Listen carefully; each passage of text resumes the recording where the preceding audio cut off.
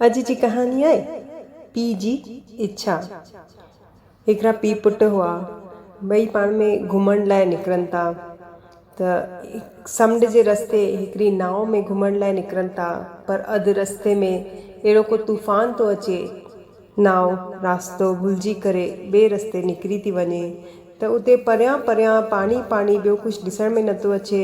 थोरी देरि खां पोइ उते नंढा टापू ॾिसण में था अचनि त पीउ चए थो ॿियो त को रस्तो ॾिसण में नथो अचे, हाल हिते हली ॾिसूं था छा आहे, पोइ ॾिसंदासीं कीअं थो थिए। भई जॾहिं टापू जे पासे में पहुचनि था त ॾिसनि था कि टापू हिकिड़ो न पर ॿ नंढा नंढा टापू आहिनि। त पीउ चए थो ठीकु आहे, हिकिड़ो कमु था कयूं, हिकिड़े टापू ते तूं वञ हली, हिकिड़े ते मां थो वञा, पोइ ॾिसूं था, भॻवान जो नालो वठूं था, कुझु न कुझु ज़रूरु थींदो। त ईअं करे ॿई ॼणा हिकिड़े हिकिड़े टापू ते वञनि था। उते वेही करे पीउ बि ध्यान में थो वेह, पुटु बि चए थो ॿियो को रस्तो आहे कान, भॻवान खे प्रार्थना थो करणु लॻे, प्रार्थना करे थो कि हे भॻवान, हिते त खाइण लाइ बि कुझु कान्हे, बुख एॾी लॻी आहे, ॿियो कुझु न त हिकिड़ो वण ई हुजे जंहिंमें फल हुजनि त फल ई खणी खां। थोरी देरि खां पोइ जॾहिं अखियूं खोले थो त ॾिसे थो साम्हूं हिकिड़ो वणु लॻो पियो आहे जंहिंमें सुठा मिठा फल लॻा पिया आहिनि।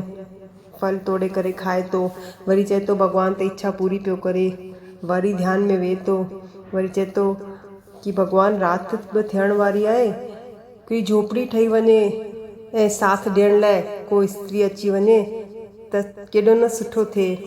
थोरी देरि खां पोइ अखि खोले थो त ॾिसे थो कि झोपड़ी बि ठही थी वञे, स्त्री बि बीठी आहे, त चए थो वाह भॻवान, मुंहिंजो हिते परिवार थी वियो।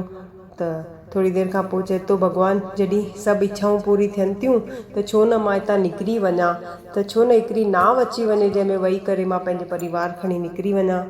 त थोरी देरि खां पोइ जॾहिं अखियूं खोले थो त ॾिसे थो कि नाव बि बीठी आहे, त स्त्री जो हथु पकड़े करे नाव में वेह थो ऐं हलणु थो लॻे।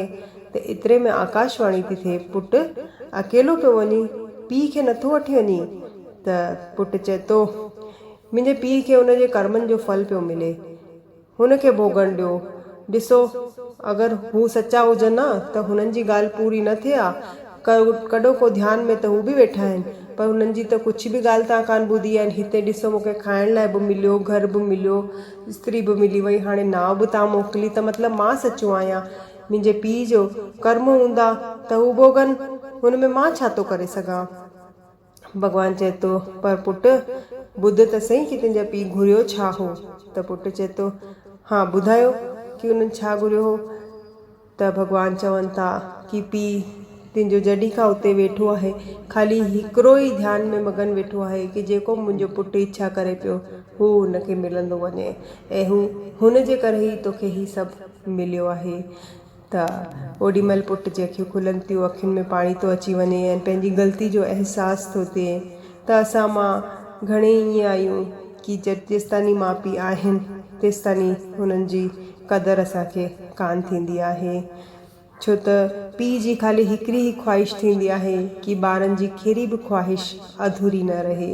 त पंहिंजी माउ पीउ जो हमेशह सम्मान कयो। दुनिया में हर को चाहींदो कि भले तव्हां अॻियां वधो, पर हू तव्हां खां हिकिड़ो क़दम अॻियां रहनि। केवल माउ पीउ हूंदा आहिनि जेको ही चाहींदा आहिनि कि तव्हां हुन खां बि ॾाढो ॾाढो ॾाढो अॻियां वञो। त हमेशह वॾनि जो सम्मान कयो, ख़ुशि रहो, खिलंदा रहो, खिलाईंदा रहो, कॾहिं पंहिंजे लाइ कॾहिं पंहिंजनि जे लाइ। जय झूलेलाल। अगरि कहानी पसंदि आई हुजे त स्टोरी खे लाइक एंड शेयर कजो, कमेंट में लिखी ॿुधाइजो ऐं चैनल खे सब्सक्राइब कजो। जय झूलेलाल।